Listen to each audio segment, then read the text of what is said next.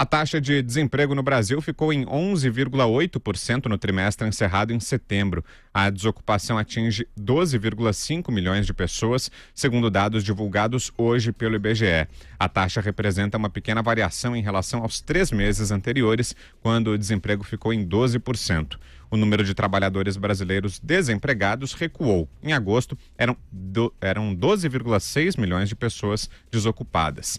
De acordo com o IBGE, o número de pessoas sem carteira de trabalho chega a 11,8 milhões, um recorde na série histórica. A categoria cresceu 2,9% em relação ao trimestre anterior, o equivalente a 338 mil pessoas. A categoria de trabalhadores por conta própria chegou a 24,4 milhões de pessoas. O número representa uma alta de 1,2% em relação aos 3 meses anteriores e 4,3% em relação ao mesmo período de 2018. Fala, Constantino. Os dados mostram que a retomada do crescimento está aquém do necessário, né? Ainda é um nível de desemprego muito alto, saiu um pouco acima do que esperado lá pelos economistas escutados pelo broadcast. Tem um nível também de subemprego muito alto, isso é relevante, né? 1/4 quase é subemprego. E temos também um nível de informalidade recorde, né? 40% dos 90 e tantos milhões de pessoas na economia ativa, 40% está na informalidade, ou seja, totalmente à margem daquilo que os sindicatos e a esquerda chamam de conquistas trabalhistas. Isso tem que ser uma reflexão, né? Você cria um monte de conquistas e regalias legais, achando que está ajudando o trabalhador, e está jogando para a marginalidade, né? 40% da mão de obra, inclusive os mais jovens, porque são menos produtivos, experientes e ganhariam menos, né? Por obviedade. Veja que foram gerados 459 mil vagas de trabalho no trimestre. É bastante, ou seja, está se gerando emprego, mas tem mais gente procurando, né, e apostando num futuro melhor, e isso faz com que a taxa de desemprego fique tão alta. Então, como é que resolve isso?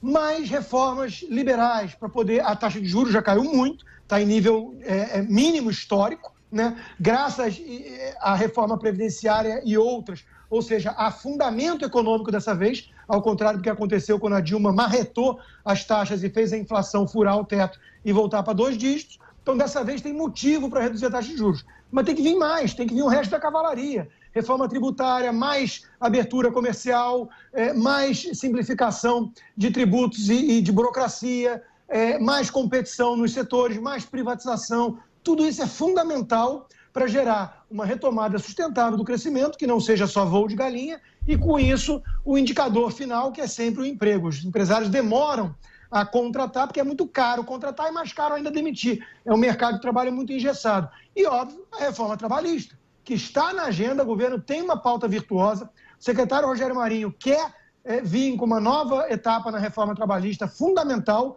para dinamizar e modernizar o setor de trabalho e cair o nível alto de informalidade. E o ministro Paulo Guedes sempre fala, né, em desonerar a folha, reduzir encargos, impostos trabalhistas.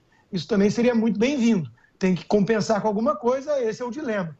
Mas é fundamental melhorar e flexibilizar o mercado de trabalho no país. É o oposto do que querem os sindicatos e a esquerda. Fala, Vera. Olha, eu concordo com o Constantino, tem de criar alguns mecanismos para se dinamizar a criação de empregos e tal, mas eu acho que isso não necessariamente passa pela exclusão de todos os benefícios trabalhistas. A gente tem de discutir isso, eu acho que pode ter contratos emergenciais ou contratos diferenciados em que a pessoa por um tempo abra mão disso para se empregar, mas que exista a possibilidade de depois voltar a ter assegurados esses direitos. Eu acho que eu sou flexível quanto a isso, acho que tem de ser flexível, tem de ser caso a caso, categoria a categoria, tem profissões que vão ser extintas no futuro, que não tem um futuro a longo prazo, porque a mecanização vai chegar, a informatização, enfim, robotização, etc. Então, você tem que criar mecanismos de saída das pessoas, treiná-las em outras atividades. Tem todo um desafio aí do novo mercado do trabalho e a gente está muito atrasado. Mesmo as nossas reformas trabalhistas não dão conta do que vai ser o mercado do trabalho no futuro. Antes da gente passar para o Josias, só queria dizer que tem uma notícia aqui de que o presidente Jair Bolsonaro, na entrevista que deu agora ao Datena, anunciou que vai barrar a assinatura e a compra da Folha de São Paulo em todos os órgãos públicos do governo federal.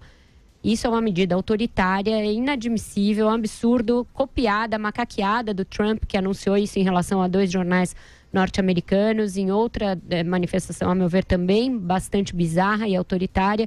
Ele não é o dono do dinheiro público para definir quais órgãos de imprensa podem ser assinados, e ele está, a rigor, determinando a censura a uma parcela da opinião expressa por um jornal e a informações trazidas por um jornal. Isso é um escândalo e é um escárnio. Josias, sobre o mercado de trabalho, te peço para ser bem rapidinho. Vai lá. É rapidinho. Esse tipo de informação que a Vera trouxe sobre o Bolsonaro mostra a dicotomia que a gente está vivendo.